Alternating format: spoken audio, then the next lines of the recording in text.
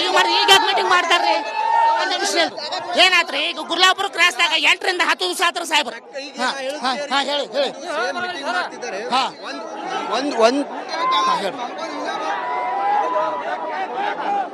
ಒಂದು ಕೆಜಿಗೆ 5 ರೂಪಾಯಿ ಕೇಳ್ತಿದ್ರು ಸಕ್ಕರೆ ಮಾಲ್ಕರಿಗೆ. ಅವರು 1 ಕೆಜಿ 5 ರೂಪಾಯಿ ಕೇಳ್ರಿ. ನಾ ಏನಂತೇನ್ರಿ ಅಭಿಪ್ರಾಯ, ಈಗ ಗುರ್ಲಾಪುರ ಕ್ರಾಸ್ದಾಗ ರೀ 1ರಿಂದ 8 ದಿವಸ ಆತು. ಅವ್ರು ನಿನ್ನೆ ಸಚಿವ ಸ್ಥಾನ ಅವ್ರು ಬಂದಿರೋರು ಶಿವಾನಂದ ಪಾಟೀಲ್ ಅವ್ರು ನಿನ್ನೆ ಅವ್ರು ಘೋಷಣೆ ಮಾಡ್ಬೇಕಿತ್ರಿ. ಯಾಕೆ ಮಾಡಿದ್ರಿ? ಅವ್ರ ತಗಡ್ ಕೆಪಾಸಿಟಿ ಸಚಿವ ಸ್ಥಾನ ಮಾಡ್ತಾರಂದ್ರೆ 3,500 ರೂಪಾಯಿ ಯಾರ್ರಿ ಅವ್ರು 3,500 ಆಗೋ ಮಟ ನಮ್ಮ ರೈತರ ಹೋರಾಟ ನಿಲ್ಲುದಿಲ್ರಿ. ನಮಗ್ ಒಂದು ಟೈನಿಗೆ 3,000 ರೂಪಾಯಿ ಬೇಕ್ರಿ. ಮತ್ತು ಮಹಾರಾಷ್ಟ್ರದಾಗ 3,600 ರೂಪಾಯಿ ಕೊಡಕ್ ಅವ್ರು ರೆಡಿ ಅದಾರ್ರಿ. ಅಲ್ಲಿ ಸಕ್ಕರೆ 1 ಕೆಜಿಗೆ 42 ರೂಪಾಯಿನ ಐತ್ರಿ. ನಮ್ಮ ಕರ್ನಾಟಕದಾಗ 1 ಕೆಜಿಗೆ 42 ಐತ್ರಿ. ಅವ್ರು 3,600 ಕೊಡ್ತಾರೆ. ನಮ್ಮ ಕರ್ನಾಟಕದಾಗ 3,200, ಇವ್ರು 3,600 ರೂಪಾಯಿ. ಇದು ರೈತರು ಹೇಳ್ತಿರುವಂತದ್ದು. ಮಹಾರಾಷ್ಟ್ರದಲ್ಲಿ ಪಕ್ಕದ ಮಹಾರಾಷ್ಟ್ರದಲ್ಲಿ ಕೂಡ ಈಗ ರೈತರು ಹೋಗ್ತಾ ಇದ್ದಾರೆ. ಪಕ್ಕದಲ್ಲಿ ಮಹಾರಾಷ್ಟ್ರದಲ್ಲಿ ಕೊಟ್ಟಿದ್ದಾರೆ, ಕರ್ನಾಟಕದಲ್ಲಿ ಯಾಕೆ ಕೊಡ್ತಾ ಇಲ್ಲ ಅನ್ನೋ ನಿಟ್ಟಿನಲ್ಲಿ ಕೂಡ ಈಗ ರೈತರು ಒತ್ತಾಯವನ್ನ ಕೂಡ ಈಗ ಮಾಡ್ತಿರುವಂತದ್ದು ಪ್ರಮುಖವಾಗಿ ಗಮನಿಸಬಹುದು. ಇಲ್ಲಿ ಪ್ರಮುಖವಾಗಿ ರಾಷ್ಟ್ರೀಯ ಹೆದ್ದಾರಿಯನ್ನ ತಡೆದು ಪ್ರತಿಭಟನೆಯನ್ನು ಕೂಡ ಈಗ ರೈತರು ಮಾಡ್ತಿರುವಂತದ್ದು. ನಮಗೆ ನ್ಯಾಯ ಕೊಡಬೇಕು ಅನ್ನೋ ನಿಟ್ಟಿನಲ್ಲಿ ಇಲ್ಲಿರುವಂತಹ ವಾಹನಗಳನ್ನ ತಡೆದು ಇಲ್ಲಿ ಪ್ರತಿಭಟನೆ ಕೂಡ ಮಾಡ್ತಿರೋದು. ಸರ್ಕಾರ ಏನ್ ಸಭೆ ಮಾಡ್ತಾ ಇದೆ, ಸಭೆಯಲ್ಲಿ ಇಷ್ಟು ದಿನದವರೆಗೆ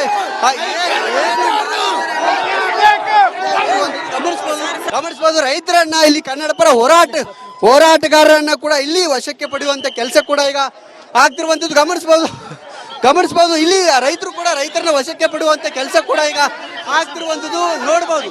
ಪ್ರತಿಯೊಂದು ಏನು ತಡೆದು ಹೋರಾಟವನ್ನ ಮಾಡ್ತಿದ್ದಾರೆ ಅವರನ್ನ ಕೂಡ ಕೆಲಸ ಕೂಡ ಹುಡುಕಾಟ ತಳ್ಳಾಟ ಕೂಡ ಈಗ ಆರಂಭ ಆಗಿರುವಂತದ್ದು. ಮೇಲಿರುವಂತ ಗಮನಿಸಬಹುದು.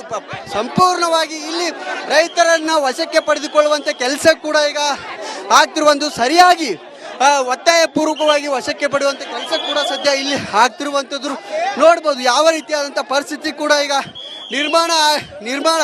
ನಿರ್ಮಾಣ ಆಗಿದೆ ಅನ್ನೋದನ್ನ ಕೂಡ ಇಲ್ಲಿ ನೋಡ್ಬೋದು. ಸಂಪೂರ್ಣವಾಗಿ ಇಲ್ಲಿ ವಶಕ್ಕೆ ಪಡೆದುಕೊಳ್ಳುವಂತ ಕೆಲಸ ಕೂಡ ಈಗ ಆಗ್ತಿರುವಂತದ್ದು. ಇಲ್ಲಿ ಇರುವಂತ ಸಾಕಷ್ಟು ರೈತರು ಜೊತೆಗೆ ಅಲ್ಲಿ ಬಸ್ಗಳನ್ನ ಕೂಡ ಈಗ ಮಾಡ್ತಿರುವಂತದ್ದು ಇಲ್ಲಿರುವಂತ ಗಮನಿಸಬಹುದು. ಇಲ್ಲಿ ಕೂಡ ಈಗ ರೈತರು ವಶಕ್ಕೆ ಪಡೆದುಕೊಳ್ಳುವಂತ ಕೆಲಸ ಕೂಡ ಈಗ ಆರಂಭ ಆಗ್ತಿರುವಂತದ್ದು ನೋಡಬಹುದು. ನೂಕಾಟ ತಳ್ಳಾಟ ಕೂಡ ಇಲ್ಲಿ ಆಗ್ತಾ ಇರುವಂತದ್ದು. ರೈತರು ಮತ್ತು ಪೊಲೀಸರ ನಡುವೆ ಸಾಕಷ್ಟು ಗೊಂದಲ ವಾತಾವರಣ ಬಿಗುವಿನ ವಾತಾವರಣ ನಿರ್ಮಾಣ ಆಗ್ತಿರುವಂತದ್ದು. ನೂಕಾಟ ತಳ್ಳಾಟ ಕೂಡ ಈಗ ಆರಂಭ ಆಗ್ತಿರುವಂತದ್ದು ಗಮನಿಸಬಹುದು. ಅದರ ಪರಿಸ್ಥಿತಿ ಪೊಲೀಸರ ಕೈ ಮೀರಿ ಕೂಡ ಸದ್ಯ ಹೋಗಿರುವಂತದ್ದು. ಹಾಗಾಗಿ ನಮಗೆ ನ್ಯಾಯಯುತವಾದ ಬೇಡಿಕೆಯನ್ನು ಕೊಡಬೇಕು ಅನ್ನೋ ನಿಟ್ಟಿನಲ್ಲಿ ರೈತರು ಕೂಡ ನಿರಂತರವಾಗಿ ಒತ್ತಾಯ ಮಾಡ್ತಿದ್ದಾರೆ. ಪೊಲೀಸರು ರೈತರನ್ನ ವಶಕ್ಕೆ ಪಡೆದುಕೊಳ್ಳುವ ಕೆಲಸ ಆಗ್ತಾ ಇದೆ. ಒಂದು ಕಡೆ ಮನವೊಲಿಕೆಯನ್ನು ಮಾಡ್ತಿದ್ದಾರೆ, ರೈತರು ಕೂಡ ಅವರನ್ನ ಮನವೊಲಿಸುವಂತ ಕೆಲಸವನ್ನ ಕೂಡ ಮಾಡ್ತಿದ್ದಾರೆ. ಆದರೆ ರೈತರಿಗೆ ರೈತರ ಮನವಿಗೆ ಕೂಡ ಅವರು ಸ್ಪಂದಿಸ್ತಾ ಇಲ್ಲ. ಇಲ್ಲಿ ರೈತರು ಜೊತೆಗೆ ಪ್ರಮುಖವಾಗಿ ಪೊಲೀಸರ ನಡುವೆ ಈಗ ಸಾಕಷ್ಟು ಗೊಂದಲದ ವಾತಾವರಣ ಕೂಡ ಈಗ ನಿರ್ಮಾಣ ಆಗಿರುವಂತದ್ದು ಗಮನಿಸಬಹುದು. ಇಲ್ಲಿ ರೈತರು ಆಕ್ರೋಶವನ್ನ ಕೂಡ ಈಗ ವ್ಯಕ್ತಪಡಿಸ್ತಾ ಇರುವಂತದ್ದು. ನಮಗೆ ನ್ಯಾಯ ಕೊಡಬೇಕು, ಈ ಒಂದು ಹೋರಾಟ ಏನಿದೆ ಇದಕ್ಕೆ ನಮಗೆ ನ್ಯಾಯ ಕೊಡುವ ಕೆಲಸ ಆಗ್ಬೇಕು ಅನ್ನೋ ನಿಟ್ಟಿನಲ್ಲಿ ಕೂಡ ಈಗ ಒತ್ತಾಯವನ್ನು ಕೂಡ ಈಗ ರೈತರು ಮಾಡ್ತಿರುವಂತದ್ದು ಪ್ರಮುಖವಾಗಿ ಗಮನಿಸಬಹುದು. ಒಳಗ್ ಹಾಕ್ತಾರ್ರಿ, ಹಾಕ್ತಾರ ಮಲ್ಲಿಗೆರ್ರಿ ಅವ್ರ ಈಗ ಬಂದಾರು. ನಮ್ಮನ್ನ ಈ ರಾಜಕಾರಣ ಪ್ರತಿಯೊಬ್ರು ನಮ್ಮ ಇಟ್ಟಾಗ ಬಂದು ಓಟ್ ಹಾಕ್ರಿ, ಎಲ್ಲ ನನ್ನ ಬೆಣಿಗೆ ಇರ್ತಾರ. ಯಾವ ಒಬ್ಬದ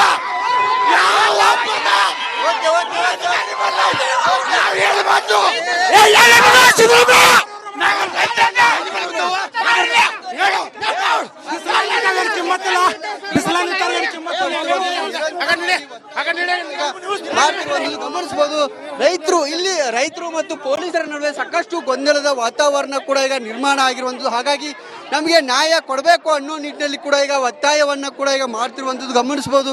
ನಿರಂತರವಾಗಿ ಇಲ್ಲಿ ಪ್ರತಿಭಟನೆ ಕೂಡ ಆರಂಭ ಆಗ್ತಿರುವಂತದ್ದು. ಪ್ರತಿಯೊಂದು ರಾಷ್ಟ್ರೀಯ ಹೆದ್ದಾರಿ ಸಂಪೂರ್ಣವಾಗಿ ತಡೆದು ರೈತರು ಆಕ್ರೋಶವನ್ನ ಕೂಡ ಇಲ್ಲಿ ವ್ಯಕ್ತಪಡಿಸ್ತಾ ಇದ್ದಾರೆ. ಒಂದು ಕಡೆ ಗುರ್ಲಾಪುರದಲ್ಲಿ ಚುನ್ನಪ್ಪ ಪೂಜಾರಿ ಅವರ 989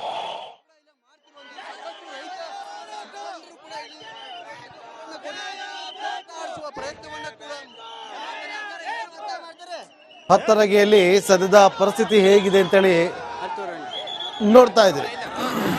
ಟ್ರ್ಯಾಕ್ಟರ್ಗಳನ್ನ ಹೆದ್ದಾರಿಗೆ ತಂದು ನಿಲ್ಲಿಸಿದ್ದಾರೆ.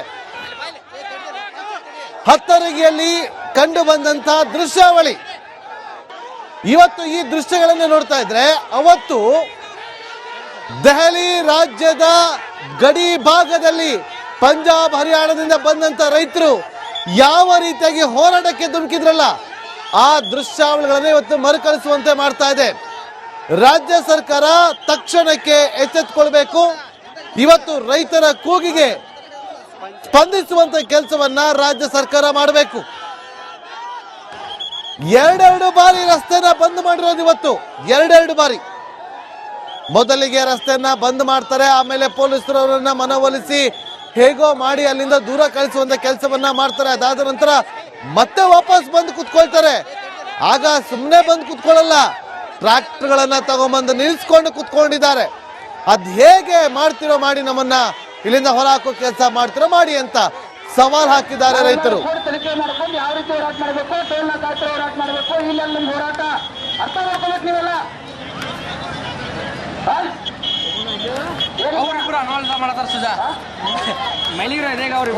ಕಡಿಪಾಣ ನಮಗೂ ನೋವದ 8-9 ರಾತ್ ನಾವು ಹೋರಾಟ ಮಾಡತ್ತು.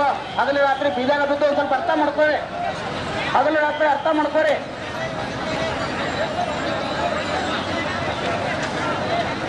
ಕರ್ನಾಟಕ ರಾಜ್ಯ ರೈತ ಸಂಘಕ್ಕೆ ಹಸಿರು ಸೇನೆಗೆ ಬೇಕೇ ಬೇಕು, ನ್ಯಾಯ ಬೇಕು, ಬೇಕೇ ಬೇಕು. ನ್ಯಾಯ ಬೇಕು. ಕೇಳಿಸ್ತು ಅಲ್ಲಿ ಕೇಳಿಲ್ಲ.